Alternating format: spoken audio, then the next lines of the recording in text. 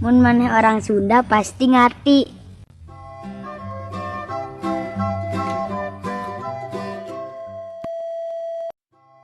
Jadi jelema mah ulah agul ku rupa, ulah sombong ku harta, ulah adigung ku pangga bisa.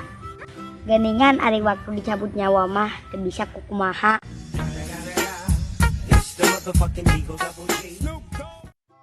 Hidup mah kudu siga tihang listrik, nyantai kuat. Nya oge luhur tapi teu gede hulu. Aya nu neula saeutik modar ka setrem.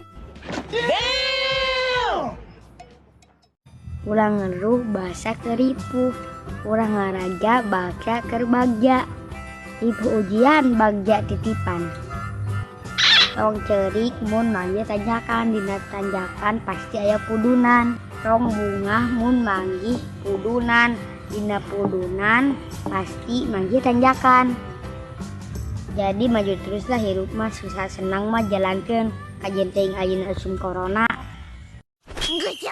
Aya kahayang bari jeung teu dibarangan jeung usaha mah sarua jeung ngabodor. Baca.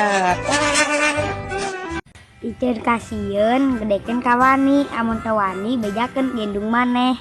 What? Ingat, kahirupan maneh skenario Tuhan maneh.